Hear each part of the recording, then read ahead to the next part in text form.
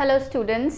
सो हम fundamental rights कर रहे थे, तो उसकी पार्ट 1 और पार्ट 2 की वीडियो हमने ऑलरेडी आ चुकी है, हमने वो कंप्लीट कर लिया। So this is the part 3, तो हम आगे कंटिन्यू करेंगे। लास्ट वीडियो में हमने आर्टिकल 14 और 15 के बारे में डिस्कस किया था। सो इस क्लास में हम उससे आगे कंटिन्यू करेंगे। बेसिकली हम कर क्या रहे हैं, हम कर रहे हैं राइट टू इक्वालिटी। सो जो पहला फंडामेंटल राइट है राइट टू इक्वालिटी, उसके अंडर 5 आर्टिकल्स आते हैं, 5 आगे राइट्स आते हैं। वो आते हैं आर्टिकल 14 से लेकर आर्टिकल 18 तक। आर्टिकल 14 जो था वो equality before the law. Article 15 जो था वो था no discrimination on the basis state should not discriminate against any citizen on the grounds only of race, religion, caste, sex and place of birth. So उसके जो exceptions थी वो भी हमने साथ साथ किया था। तो नेक्स्ट जो आता है वो आता है आर्टिकल 16। आर्टिकल 16 बेसिकली क्या है, इक्वालिटी ऑफ अपॉर्चुनिटी, यानी आपको अपॉर्चुनिटी सभी भारतीयों को सेम ही अपॉर्चुनिटी मिलेगी। ऐसा नहीं है कि किसी को अपॉर्चुनिटी ज़्यादा मिलेगी, किसी को कम मिलेगी, सबको सेम बराबर की अपॉर्चुनिटी मिलेगी। किस मामले में? इन द मैटर्स ऑफ, कौन से मैटर में? एम्प्लॉयमेंट और appointment to any office of state. अगर कोई भी सरकारी नौकरी लेनी है तो हर एक भारतीय को इक्वल अपॉर्चुनिटी मिलेगी, उसमें किसी भी बेसिस पर कोई भी डिस्क्रिमिनेशन नहीं किया जाएगा।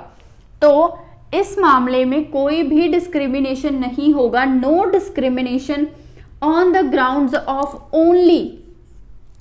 ओनली एक एक वर्ड को बड़े ही अच्छे से करना है। ओनली यानी सिर्फ और सिर्फ जो ग्राउंड्स यहां पर दिए हुए हैं उसके बिहाफ पर कोई डिस्क्रिमिनेशन नहीं होगा। इसके अलावा अगर कोई ग्राउंड आता है तो वहां पर डिस्क्रिमिनेशन हो सकता है। सिर्फ और सिर्फ ये जो ग्राउंड्स दिए हुए हैं इसके बेसिस पर आप डिस्क्रिमिनेशन नहीं करोगे नौकरी देते वक्त, ठीक है। और वो ग्राउंड्स है कौन कौन से? वो ग्राउंड्स है रिलीजन के बेसिस पर आप कोई डिस्क्रिमिनेशन नहीं करोगे अगर आप सरकारी नौकरी किसी को दे रहे हैं। रेस के आधार पर आप कोई डिस्क्रिमिनेशन नहीं करोगे। कास्ट के आधार पर, सेक्स के आधार पर, प्लेस ऑफ बर्थ के आधार पर, डिसेंट के आधार पर और रेजिडेंस के आधार पर। तो आर्टिकल 15 में जब हमने देखा था कि कोई भी डिस्क्रिमिनेशन नहीं होगी, तो उसमें हमने पढ़ा था रिलीजन, रेस, कास्ट, सेक्स और प्लेस ऑफ बर्थ के आधार पर कोई डिस्क्रिमिनेशन नहीं होगी।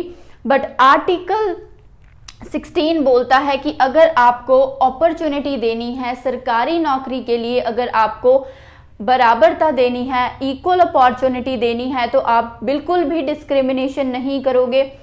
7 ग्राउंड्स के ऊपर, कितने ग्राउंड्स के ऊपर? 7 ग्राउंड्स के ऊपर आप कोई भी डिस्क्रिमिनेशन नहीं करोगे। और वो 7 ग्राउंड्स कौन से हैं? Religion, race, caste, sex, descent, place of birth और रेजिडेंस। इन 7 ग्राउंड्स के ऊपर आप बिल्कुल भी किसी भी प्रकार की डिस्क्रिमिनेशन नहीं करोगे।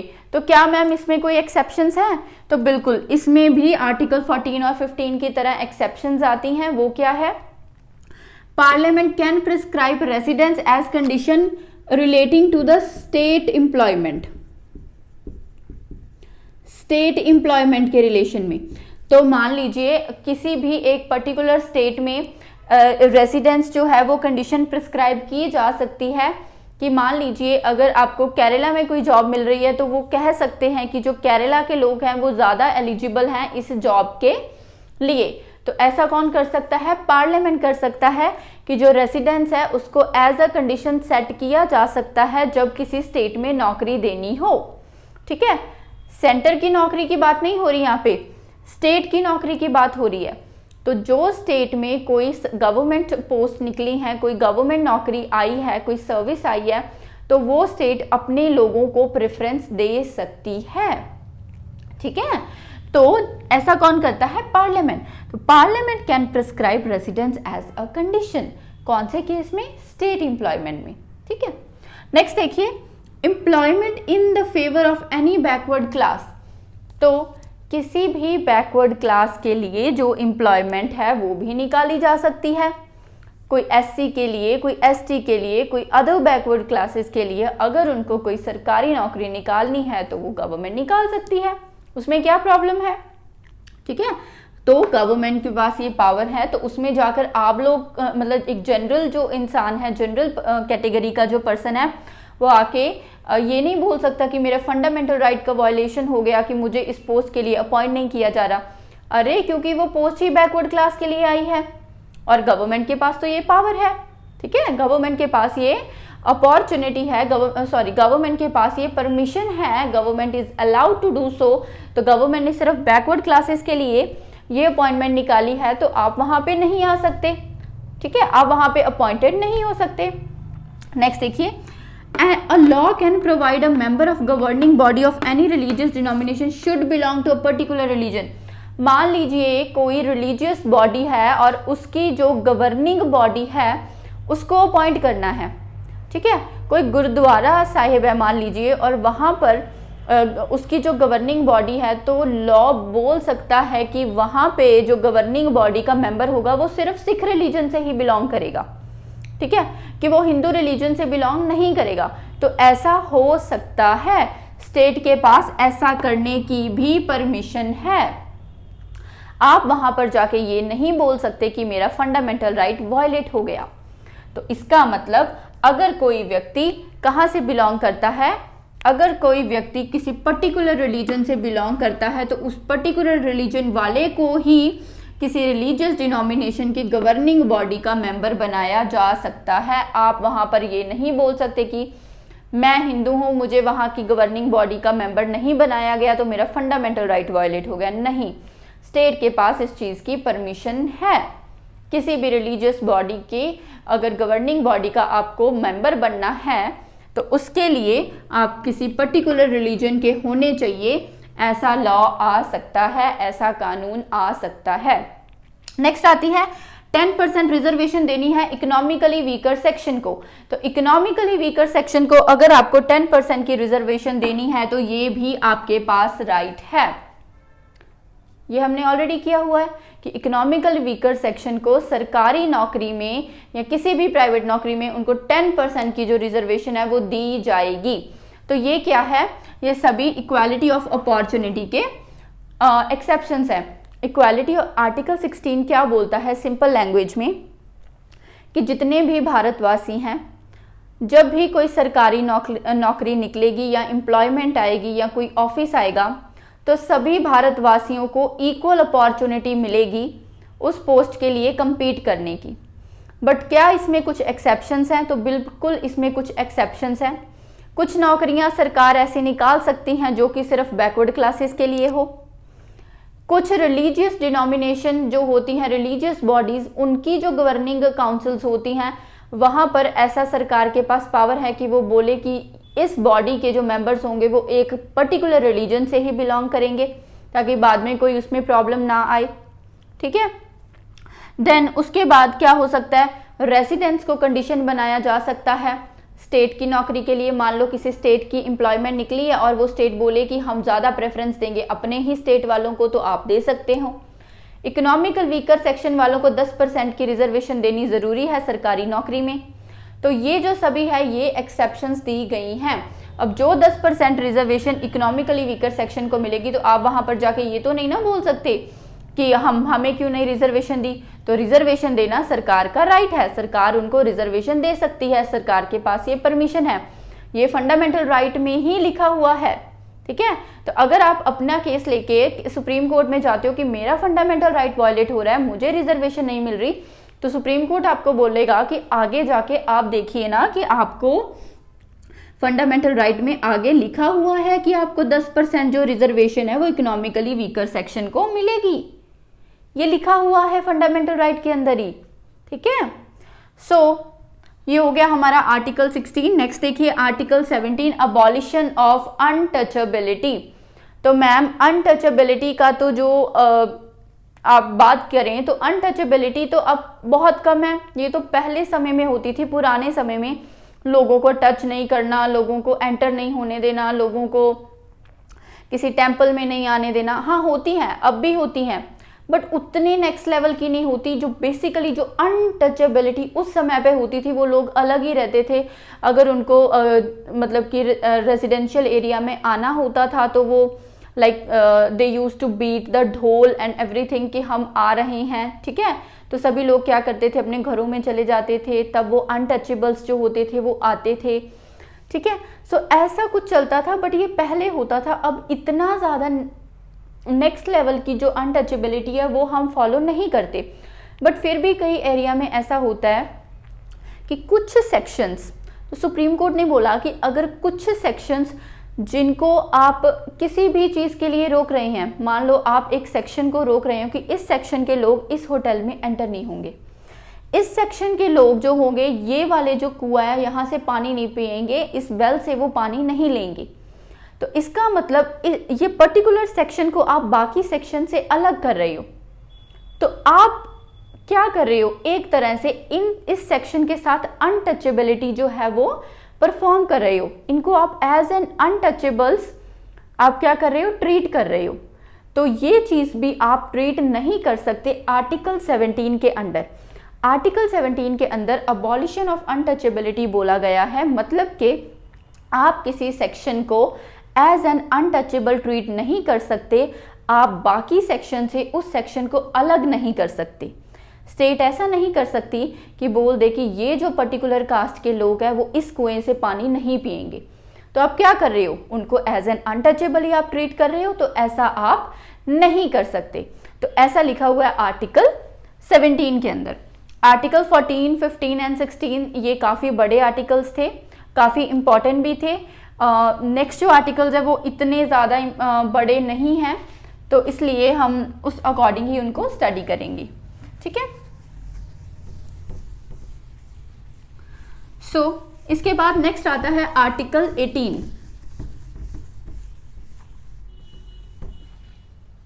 इसी में लास्ट आर्टिकल आता है राइट टू इक्वालिटी के अंदर आर्टिकल 18। अब आर्टिकल 18 क्या बोलता है, abolition of titles. Abolition of titles, ठीक है। देखिए कैसे टाइटल्स, आर्टिकल 18 बोलता है कि टाइटल्स को अबॉलिश कर दिया जाए। कैसे टाइटल्स को अबॉलिश कर दिया जाए, महाराजा, राजा, राय बहादुर, ऐसे जो टाइटल्स होते हैं इनको अबॉलिश किया जाए, ठीक है। तो जो नेशनल अवार्ड्स मिलते हैं, कैसे टाइटल्स को आप नहीं अबॉलिश कर सकते, एकेडमिक टाइटल्स, जैसे किसी ने पीएचडी कर ली तो उसके नाम के आगे डॉक्टर लग जाएगा, तो वो क्या है, वो वो उनकी मेरिट है ना। अगर किसी ने पीएचडी किया, उनके नाम के आगे डॉक्टर लग रहा है, तो वो उनकी मेरिट है, आप उनसे उनकी मेरिट नहीं छीन सकते। तो एकेडमिक टाइटल्स देने हैं। दूसरी बात, मिलिट्री के टाइटल, कोई कॉलोनल है तो कोई कैप्टन है, तो जो मिलिट्री के टाइटल्स है वो भी दे सकते हैं। एकेडमिक और मिलिट्री टाइटल्स के अलावा और कोई भी टाइटल जो है वो नहीं दिया जा सकता। महाराजा, राजा, राय बहादुर, ऐसे जो टाइटल्स हैं ये आप नहीं दे सकते। ऐसा कौन बोलता है, आर्टिकल 18 बोलता है। अगर आप टाइटल्स देते हो तो आप क्या होते हो, वायलेटिव होते हो आर्टिकल 18 के अंडर, और आपको पनिशमेंट मिल सकती है। तो बोला गया कि अगर किसी को नेशनल अवार्ड्स मिलते हैं, है ना, मान लीजिए किसी को पद्म विभूषण, पद्म भूषण, भारत रत्न, ऐसे अगर अवार्ड्स मिलते हैं, तो क्या वो अवार्डीज जो होते हैं वो अवार्ड्स उनके नाम के आगे लग सकते हैं। किसी पर्सन को अगर भारत रत्न अवार्ड मिला तो क्या वो अपने नाम के आगे भारत रत्न 100 अपना नाम लगा सकता है।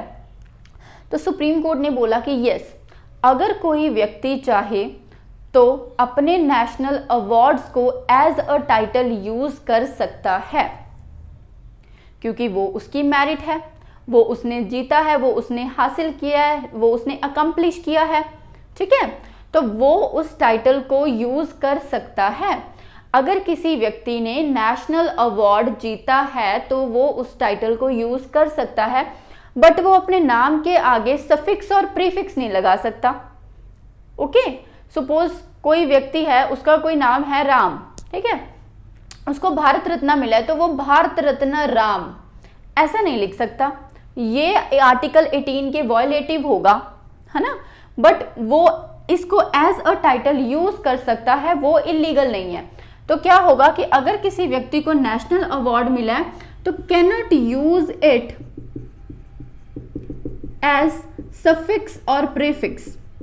सफिक्स और प्रीफिक्स अपने नाम के आगे पीछे नहीं लगा सकता कि भारत रत्न डैश या फिर राम भारत रत्न। तो इस प्रकार से वो सफिक्स और प्रीफिक्स नहीं लगा सकता अगर किसी को नेशनल अवार्ड्स मिले हैं। दूसरी बात, जैसे राजा महाराजा के जो टाइटल्स होते हैं वो तो अबॉलिश किए ही गए हैं आर्टिकल 18 के अंदर। सो इसके अंदर बेसिकली 4 प्रोविजंस आती हैं। 4 प्रोविजंस कौन कौन सी आती हैं? सबसे पहली प्रोविजन देखिए कि जो स्टेट है shall not confer any title to citizen और फॉरेनर। तो किसी भी सिटीजन और फॉरेनर को स्टेट कोई भी टाइटल नहीं देगा एक्सेप्ट कौन सा? Military and academic. अगर उसने एजुकेशन की फील्ड में कोई काम किया है तो एकेडमिक टाइटल मिल सकता है, मिलिट्री में काम कर रहा है तो मिलिट्री टाइटल मिल सकता है। उसके अलावा स्टेट किसी भी सिटीजन को यानी नागरिक को या किसी फॉरेनर को कोई भी टाइटल नहीं देगी। दूसरी बात, सिटीजन जो होगा shall not accept any title, कोई भी टाइटल भारतीय नागरिक एक्सेप्ट नहीं करेगा। किससे? फ्रॉम एनी फॉरेन स्टेट, बाहर वाली किसी स्टेट से। तो किसी भी फॉरेन स्टेट से जो सिटीजन होगा वो कोई भी टाइटल एक्सेप्ट नहीं करेगा। तो state citizen shall not accept any title from any foreign state, बाहर वाली किसी भी फॉरेन स्टेट से वो कोई भी टाइटल एक्सेप्ट नहीं करेगा। इसके अलावा अगर कोई फॉरेनर है, एक फॉरेनर जो कि किसके अंडर वर्क कर रहा है, अंडर द या फिर ऑफिस को होल्ड करता है, hold office of profit under state, office of profit under state. तो भारतीय स्टेट के अंडर कोई अगर फॉरेनर काम कर रहा है, कोई ऑफिस ऑफ प्रॉफिट, कोई सरकारी नौकरी कर रहा है, तो वो भी क्या करेगा? Shall not accept title from foreign state without consent of president. तो इसका मतलब कि अगर कोई फॉरेनर सरकारी नौकरी कर रहा है, ऑफिस ऑफ प्रॉफिट होल्ड कर रहा है भारतीय स्टेट के अंडर, तो वो क्या करेगा? वो एक्सेप्ट नहीं कर सकता title, shall not accept title किसी भी फॉरेन स्टेट से without consent of president, president की कंसेंट के बिना। अगर प्रेसिडेंट उस फॉरेनर को बोल देगा कि आप एक्सेप्ट कर लो टाइटल तो वो कर लेगा, अदरवाइज नहीं करेगा। सिटीजन तो टाइटल एक्सेप्ट फॉरेन स्टेट से कर ही नहीं सकता। फॉरेनर जो कि सरकारी नौकरी करता है टाइटल एक्सेप्ट कर सकता है बाहर वाली स्टेट से, बट प्रेसिडेंट के कंसेंट के बाद। अगर प्रेसिडेंट ने उसको मना कर दिया तो वो बाहर वाली किसी फॉरेन स्टेट से टाइटल एक्सेप्ट नहीं कर सकता। लास्ट बात, नो सिटीजन और फॉरेनर, कोई भी सिटीजन या फिर फॉरेनर, ठीक है, नो सिटीजन और foreigner can accept emoluments, no foreigners or citizens can accept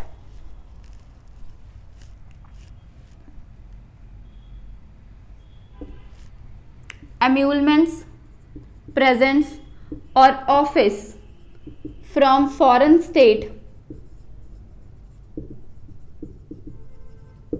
without president's consent। तो क्या समझे कि अबॉलिशन ऑफ टाइटल मतलब किसी भी तरह का कोई भी टाइटल जो है वो भारतीय नागरिक या भारत में रहने वाला कोई भी फॉरेनर उसको नहीं दिया जा सकता। सिर्फ 2 तरह के टाइटल मिल सकते हैं, एकेडमी के और मिलिट्री के टाइटल्स। नेशनल अवार्ड के टाइटल यूज करना एक अपराध नहीं है, वॉयलेटिव नहीं है आर्टिकल 18 के, बट उसको आप एज अ सफिक्स और प्रीफिक्स यूज नहीं कर सकते। आप बोल सकते हो कि ये जो व्यक्ति है ये भारत रत्न अवार्डी है, बट आप उसके नाम के आगे भारत रत्न और नाम के पीछे भारत रत्न नहीं लगा सकते। टाइटल उसको दिया जा सकता है बट नाम के आगे सफिक्स और प्रीफिक्स नहीं लग सकता। राजा महाराजा ये तो हम किसी को बोल ही नहीं सकते। नेक्स्ट जो बात आती है, इसके आगे 4 प्रोविजंस आती है। पहली प्रोविजन जो होती है वो स्टेट किसी भी व्यक्ति को, सिटीजन को या फॉरेनर को कोई भी टाइटल नहीं देगा एक्सेप्ट मिलिट्री और एकेडमिक। जो भारतीय नागरिक होगा वो किसी भी फॉरेन स्टेट से कोई भी टाइटल कभी भी एक्सेप्ट नहीं करेगा। जो फॉरेनर होगा और भारत में काम कर रहा होगा, सरकारी नौकरी कर रहा होगा, वो बाहर वाली स्टेट से कभी भी कोई भी टाइटल एक्सेप्ट नहीं करेगा, और अगर करेगा तो किसके कंसेंट से करेगा? प्रेसिडेंट के कंसेंट से करेगा। कोई भी भारतीय नागरिक और कोई भी फॉरेनर बाहर वाली किसी स्टेट से एम्यूलमेंट, कोई प्रेजेंट, कोई गिफ्ट, कोई ऑफिस एक्सेप्ट नहीं करेगा जब तक उसको प्रेसिडेंट का कंसेंट नहीं मिलता। तो प्रेसिडेंट के कंसेंट के बाद ही वो कोई टाइटल या कोई एम्यूलमेंट या प्रेजेंट या ऑफिस जो है वो एक्सेप्ट कर सकते हैं। सो ये आता है आर्टिकल 18, और उसके साथ साथ हमारा राइट टू इक्वालिटी जो फर्स्ट फंडामेंटल राइट है वो कंप्लीट होता है। This is the most important right to equality. तो इसमें हमने 5 जो आर्टिकल्स थे, 5 जो राइट्स थे वो हमने कंप्लीट किए हैं। एक बार इसका स्क्रीनशॉट ले लीजिए।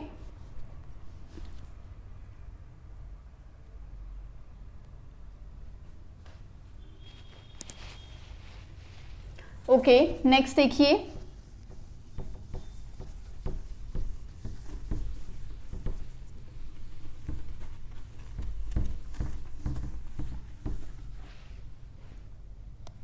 सो ये तो था राइट टू इक्वालिटी। नेक्स्ट आता है right to freedom, part 2। Second fundamental right जो आता है वो आता है राइट टू फ्रीडम। इसमें हम स्टडी करते हैं आर्टिकल 19 से लेकर आर्टिकल 22 तक 4 फंडामेंटल राइट्स। बेसिकली इसमें 5 फंडामेंटल राइट्स होते हैं। Article 19, 20, 21, 21A and 22। ये 5 फंडामेंटल राइट्स जो हैं वो हम आर्टिकल सेकेंड फंडामेंटल राइट में करते हैं राइट टू फ्रीडम में। सबसे पहले देखते हैं आर्टिकल 19 में क्या लिखा हुआ है। आर्टिकल 19 में बेसिकली 6 राइट्स हमें दिए गए हैं सिटीजन होने के नाते। आर्टिकल 19 में जो हमें राइट्स मिलते हैं वो सिर्फ और सिर्फ सिटीजन्स को ही मिलते हैं और किसी भी फॉरेनर को ये राइट्स नहीं मिलते। ये राइट्स किसके अगेंस्ट होते हैं? ये अगेंस्ट होते हैं स्टेट के ओनली, किसी प्राइवेट अथॉरिटी के अगेंस्ट ये नहीं होते। तो आर्टिकल 19 में हमें 6 राइट्स दिए जाते हैं और वो 6 के 6 राइट्स सिर्फ भारतीय नागरिकों को ही मिलते हैं और किसी को नहीं मिलते। ये जो राइट्स हमें मिलते हैं ये किसके अगेंस्ट होते हैं? ये स्टेट के एक्शंस के अगेंस्ट होते हैं। भारतीय नागरिकों को स्टेट के आर्बिट्ररी एक्शन से बचाने के काम आते हैं। ये किसी भी प्राइवेट अथॉरिटी के अगेंस्ट ये नहीं होते। तो किसके लिए होते हैं? स्टेट्स के लिए होते हैं। किसके अगेंस्ट होते हैं? स्टेट के अगेंस्ट होते हैं, किसी प्राइवेट अथॉरिटी के अगेंस्ट नहीं होते। तो कौन कौन से 6 राइट्स हैं जो हमें, तो इसके अंदर टोटल कितने राइट्स आते हैं? 6 राइट्स आते हैं, 6 राइट्स आते हैं। एक्चुअल में जब ओरिजिनल कॉन्स्टिट्यूशन बना था तो इसके अंदर 7 राइट्स थे। 7 राइट्स में से जो 7वां राइट था वो था राइट टू प्रॉपर्टी वाला। राइट टू प्रॉपर्टी वाला जो राइट था वो यहाँ से चेंज होके कहाँ पर चला गया था? 44th कॉन्स्टिट्यूशनल अमेंडमेंट में 300A में। तो उसको फंडामेंटल राइट से हमने हटा दिया था। तो आज इसमें टोटल कितने राइट्स हैं? 6 राइट्स हैं। तो उसमें सबसे पहला राइट जो है वो है right to speech and expression. Speech and expression. मैं एक भारतीय नागरिक हूं और नागरिक होने के नाते आर्टिकल 19 मुझे बोलता है कि मेरे पास राइट टू स्पीच है, एक्सप्रेशन है। मैं अपने बिलीफ को, अपने फेथ को एक्सप्रेस कर सकती हूँ बिना किसी भी डर के, क्योंकि मुझे आर्टिकल 19 ये प्रोविजन देता है। क्या इसके ऊपर कोई रेस्ट्रिक्शन होती है? तो बिल्कुल इसके ऊपर रेस्ट्रिक्शन होती है। जो आपके डिफेंस फोर्सेस होते हैं उनके राइट्स के ऊपर, उनके राइट टू स्पीच और एक्सप्रेशन के ऊपर रेस्ट्रिक्शन होती है। उन्होंने अगर कुछ बोलना है, कुछ एक्सप्रेस करना है तो सोच समझकर उन्हें बोलना पड़ता है, क्योंकि उनके कुछ भी बोल देने पर जो हमारे इंडिया है उसकी सिक्योरिटी और इंटेग्रिटी पर आंच आ सकती है। तो इसका मतलब बाकी के जो नागरिक हैं उनके पास राइट टू स्पीच और एक्सप्रेशन है, वो कुछ भी बोल सकते हैं, कुछ भी एक्सप्रेस कर सकते हैं। जो डिफेंस फोर्सेस हैं उनके पास भी राइट टू स्पीच और एक्सप्रेशन है, कुछ भी एक्सप्रेस कर सकते हैं। बट रिस्ट्रिक्शन सिर्फ इतनी है कि आपने कुछ ऐसा नहीं बोलना, कुछ ऐसा एक्सप्रेस नहीं करना जिसकी वजह से आपके जो देश है, जो भारत देश है, उसकी सिक्योरिटी और इंटेग्रिटी पर कोई आंच आए। इसके अलावा आपके पास राइट टू स्पीच और राइट टू एक्सप्रेशन है। ठीक है, नेक्स्ट आता है राइट टू असेंबल पीसफुली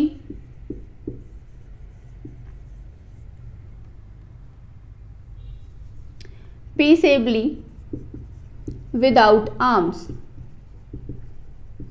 तो बिना हथियारों के, बिना आर्म्स के आप पीसफुली एक जगह पर असेंबल हो सकते हो, ये भी आपको राइट है।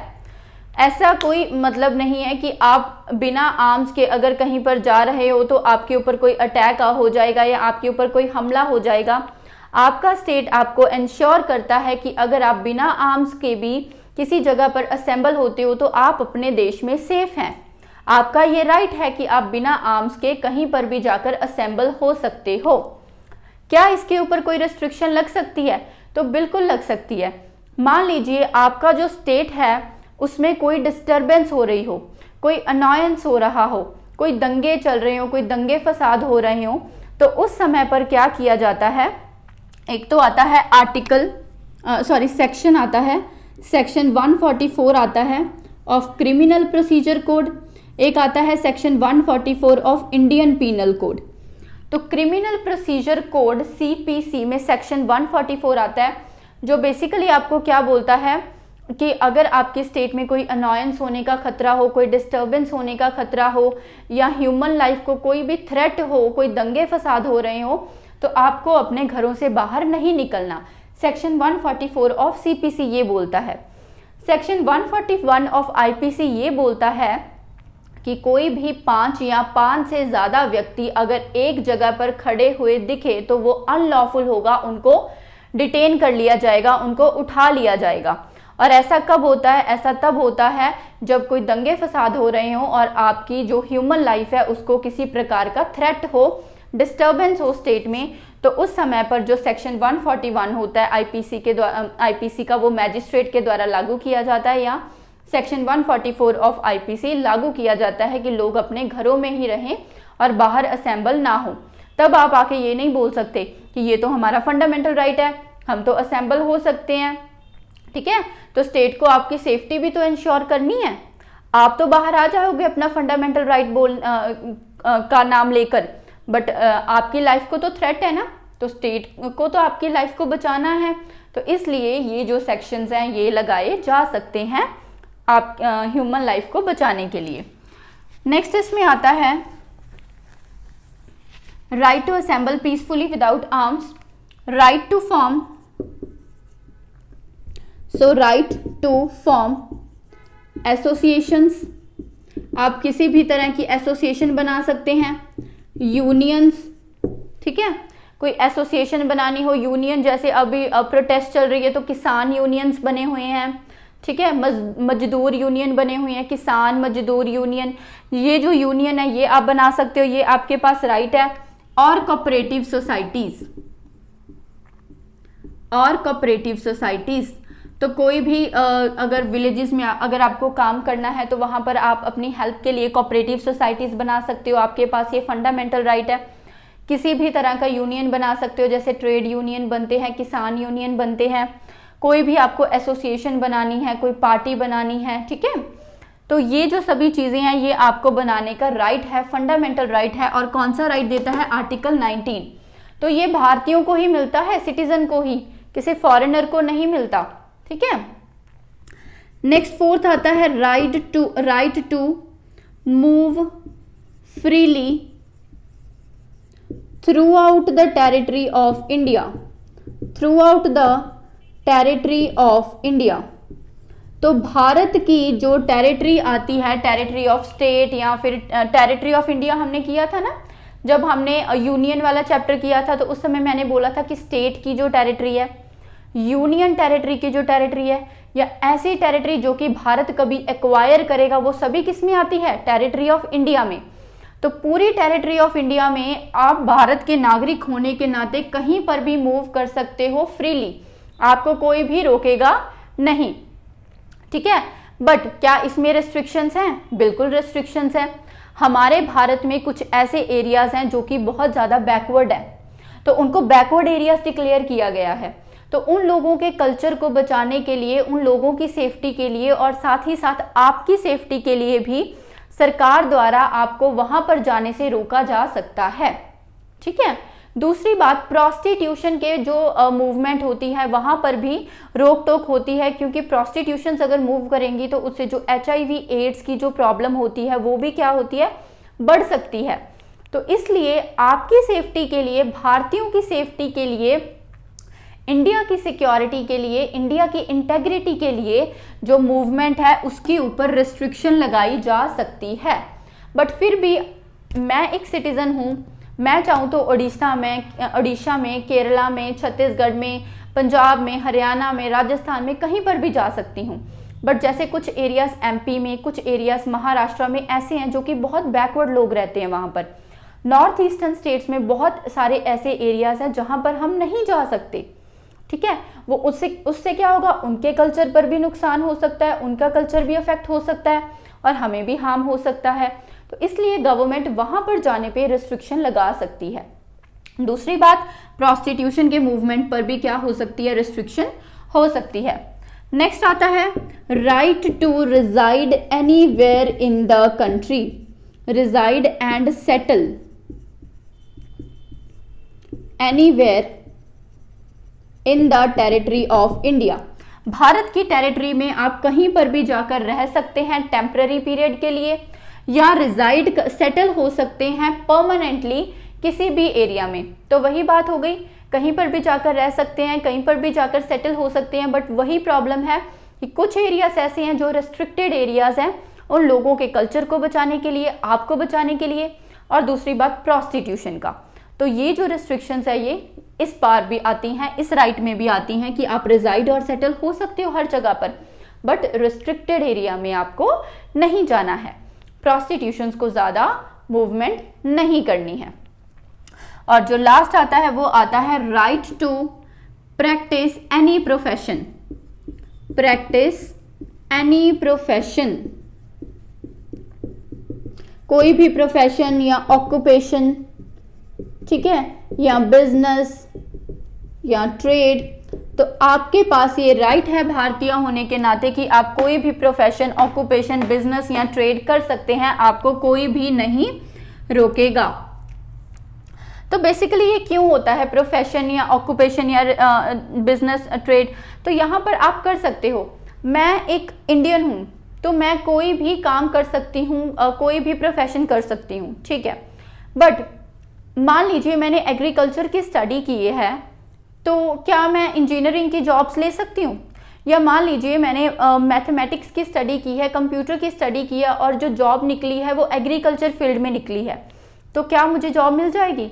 नहीं, ठीक है। मैं एज अ सिटीज़न, मेरे पास है ये राइट कि मैं कोई भी काम कर सकती हूँ, कोई भी प्रोफेशन अपना सकती हूँ। बट जिस चीज़ की मैंने स्टडी ही नहीं की, जिस फील्ड में मैं पढ़ी ही नहीं, तो उस फील्ड में तो मैं जॉब नहीं कर सकती, है ना। तो पहली बात तो ये आती है। दूसरी बात, अब बहुत सारी जॉब्स आती हैं जहाँ पर सिर्फ गवर्नमेंट की ही मोनोपोली होती है, ठीक है, गवर्नमेंट ही काम करती है, तो वहाँ पर भी आपकी अपॉइंटमेंट नहीं हो सकती। दूसरी बात, ठीक है, आपके पास राइट है कोई भी प्रोफेशन अपनाने का, कोई भी ऑक्यूपेशन अपनाने का, बट वो मॉरल होना चाहिए, इमोरल नहीं। कल को आप बोलो कि मेरी तो ऑक्यूपेशन है ह्यूमन की ट्रैफिकिंग करने का, ह्यूमंस को बेचने का, है ना, उनसे मजदूरी करवाने का, तो उनको खरीद कर और फिर बाद में उनसे क्या करवाना, उनको बेगर्स बना देना, उनसे मजदूरी करवाना, तो ये आपका प्रोफेशन है, तो ये तो इमोरल प्रोफेशन है। ये तो आगे हम आर्टिकल 23 पढ़ेंगे, उससे वॉयलेटिव है। तो इसका मतलब आपके पास राइट है कोई भी प्रोफेशन अपनाने का, ऑक्यूपेशन अपनाने का, बट वो मॉरल होना चाहिए, वो इमोरल नहीं होना चाहिए। ठीक है, तो ये तो है हमारे article 19। This is very very important, very very important. Article 19 जो कि राइट ऑफ फ्रीडम का पहला आर्टिकल है, उसमें टोटल हम 6 राइट्स पढ़ते हैं। कौन कौन से 6 राइट्स हैं? पहला, right to speech and expression, obviously with some restrictions. Right to assemble peacefully without harm, restrictions लग सकती हैं सेफ्टी के लिए। Right to form association and union and cooperative societies. Right to move freely throughout the territory of India, restricted area में नहीं जाना। Right to reside and settle anywhere, फिर से रेस्ट्रिक्टेड एरिया में नहीं। Right to practise any profession, occupation and business, but वो moral होना चाहिए, इमोरल नहीं। इसका स्क्रीनशॉट ले लीजिए।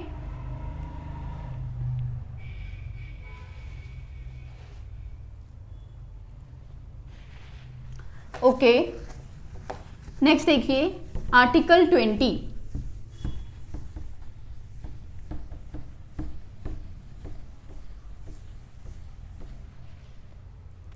Article 20, right against conviction of offences.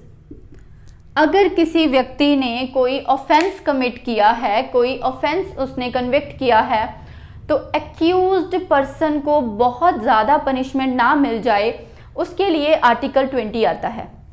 Article 20 क्या बोलता है? वो प्रोटेक्ट करता है सिटीजन को एक्सेसिव पनिशमेंट के लिए, है ना। क्या करता है?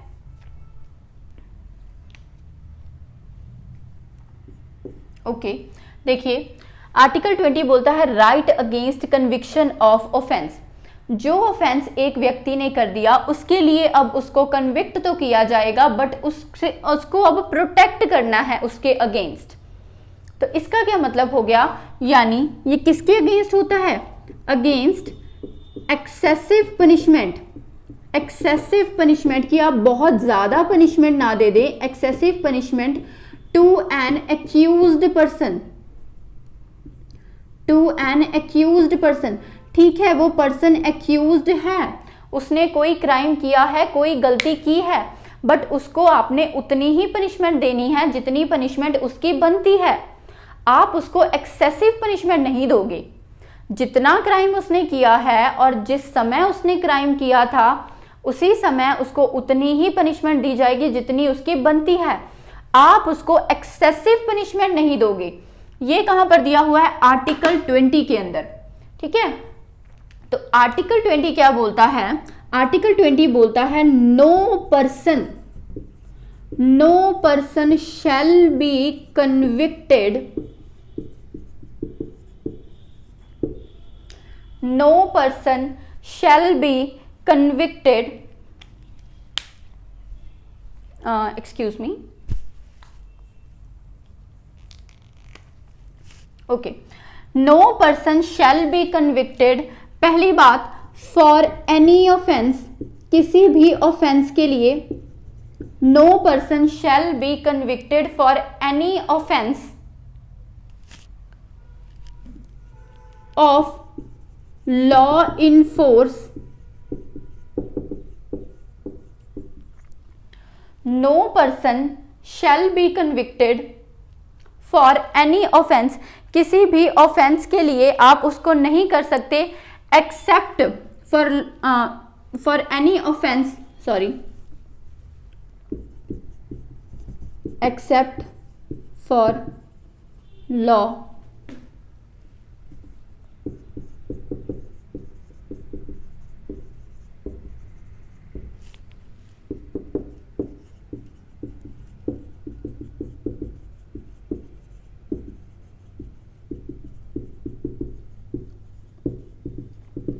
ओके, सो क्या बोला जाता है कि राइट टू, यहाँ पर क्या आता है बेसिकली, आर्टिकल 20 बोलता है right against conviction of offences.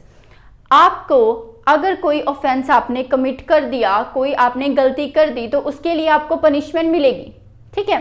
But article 20 बोलता है कि आपको उतनी ही पनिशमेंट मिलेगी जितनी पनिशमेंट आपकी बनती है, आपको एक्सेसिव पनिशमेंट नहीं मिलेगी, उसकी बहुत ज़्यादा पनिशमेंट आपको नहीं मिलेगी। सो इसके अंदर हम 3 चीज़ें पढ़ते हैं।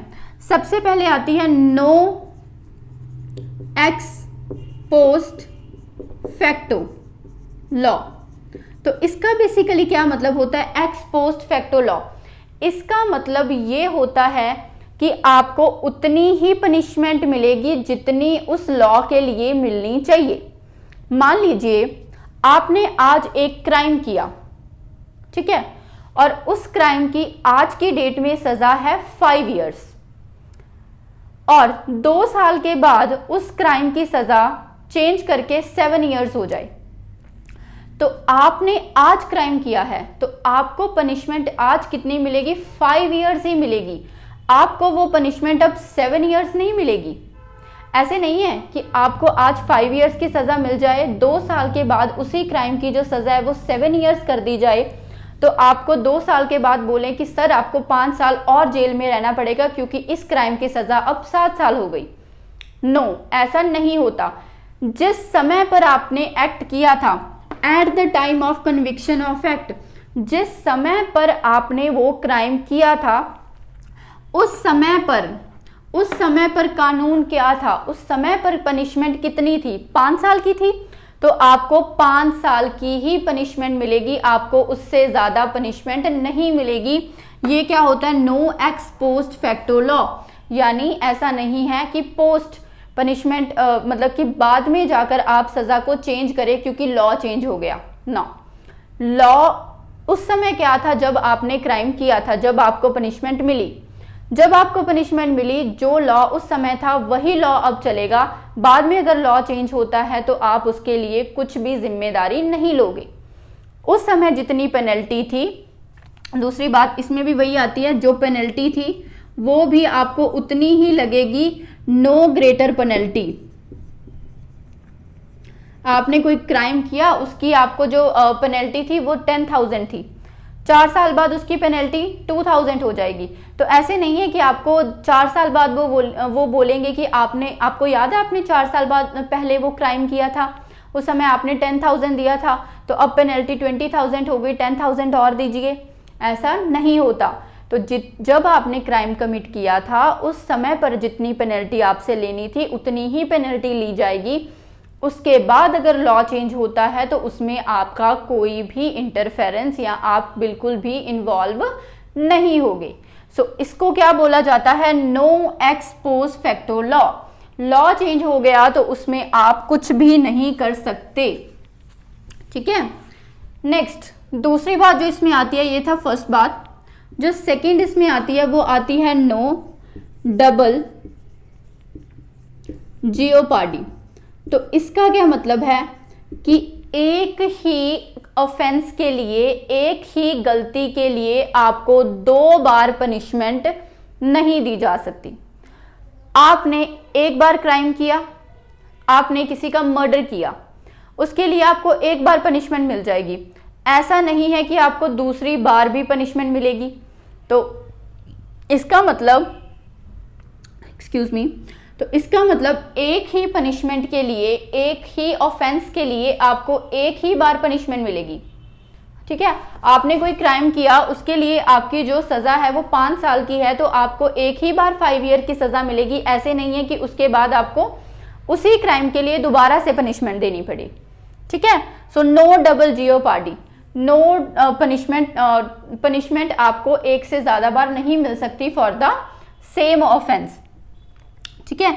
नेक्स्ट जो आती है वो आती है नो सेल्फ इंक्रिमिनेशन। तो सभी, मैं जैसे जैसे बोल रही हूँ तो प्लीज़ अपने लैंग्वेज में आप साथ साथ नोट्स बनाते चलिए, because it's very very important, बहुत इंपॉर्टेंट है ये। आर्टिकल 20, आर्टिकल 21 बहुत इंपॉर्टेंट आर्टिकल्स होते हैं, ठीक है। No ex post facto. Article 20 basically कब होता है कि जब किसी व्यक्ति ने कोई क्राइम कमिट कर दिया, वो एक्यूज्ड हो गया तो उसको उतनी ही पनिशमेंट दी जाए जितनी उसकी बनती है, उसको बहुत ज़्यादा पनिशमेंट ना मिले, उसके प्रोटेक्शन के लिए उसको आर्टिकल 20 दिया जाता है। उसके पास अपना आर्टिकल 20 होता है जिसके बिहाफ पर वो अपने राइट्स को बचा कर रखता है।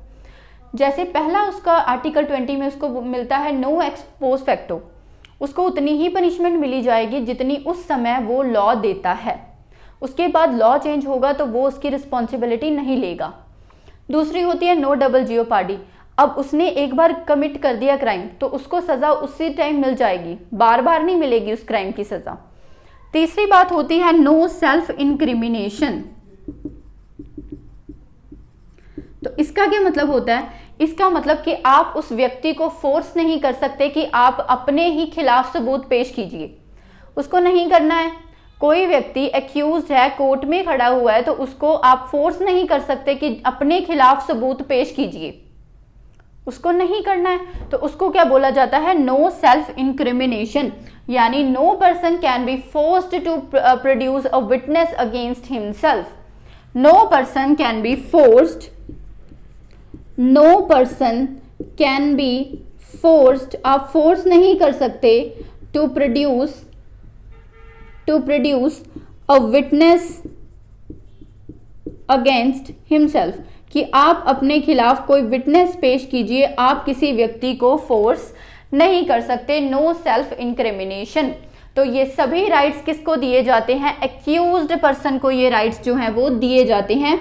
No ex post facto law, कि आपको जितनी पनिशमेंट उस समय है उतनी ही मिलेगी, बाद में लॉ चेंज होता है तो आपकी रिस्पॉन्सिबिलिटी नहीं है। नो डबल जियोपार्डी, एक ऑफेंस के लिए ज़्यादा बार पनिशमेंट, एक से ज़्यादा बार पनिशमेंट नहीं मिल सकती। No self incrimination, no person can be force to produce a witness against himself, अपने आप के अगेंस्ट कोई भी विटनेस वो प्रोड्यूस करे, आप उसके लिए उसको फोर्स नहीं कर सकते। So this is the article 20, very very important. Okay, तो इसका स्क्रीनशॉट ले लीजिए।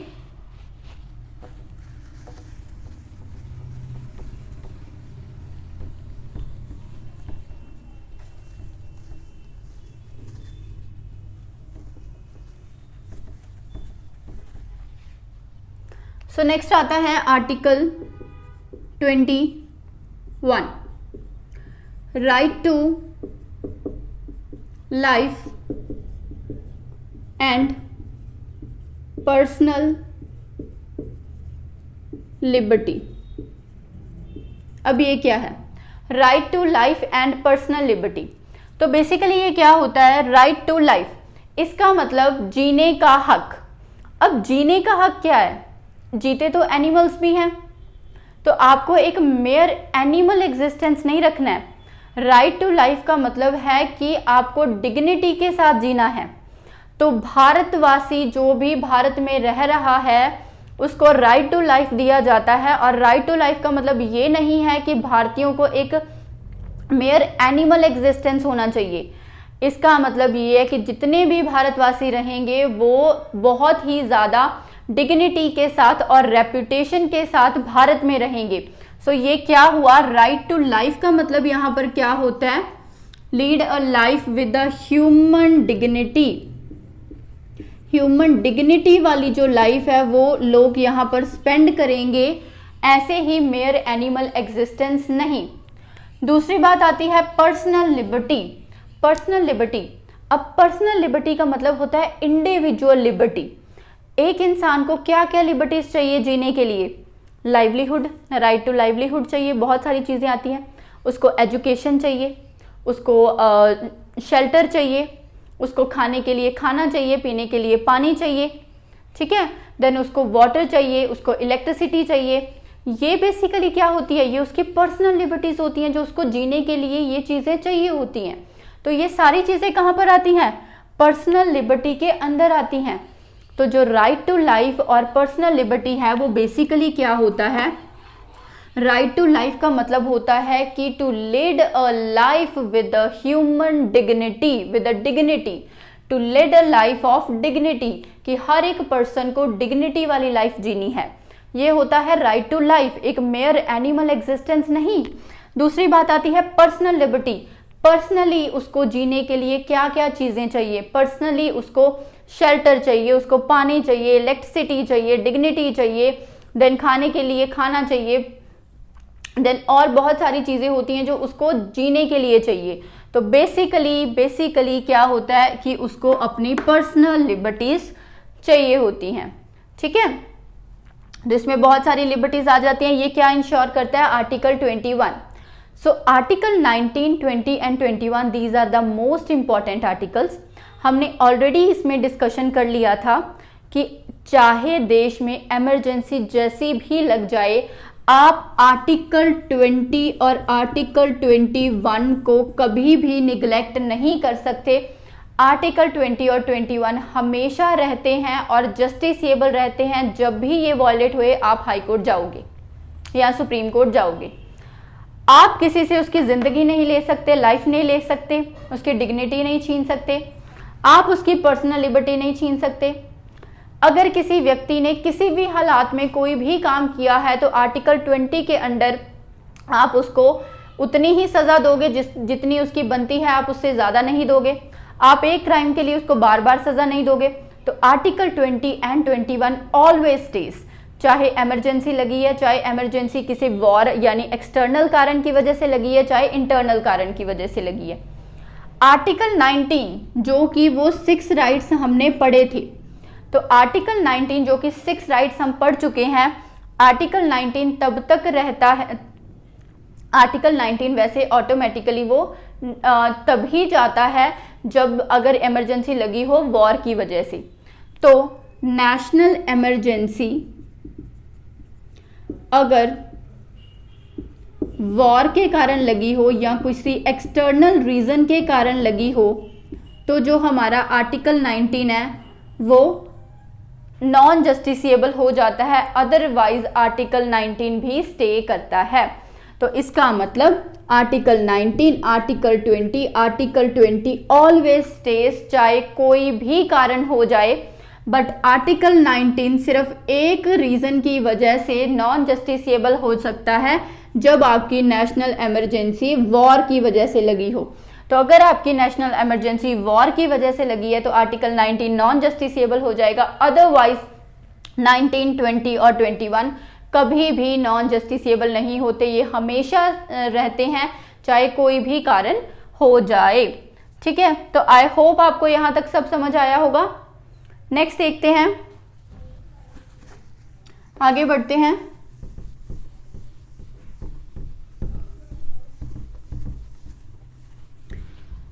सो नेक्स्ट आता है हमारा article 21A, right to elementary education.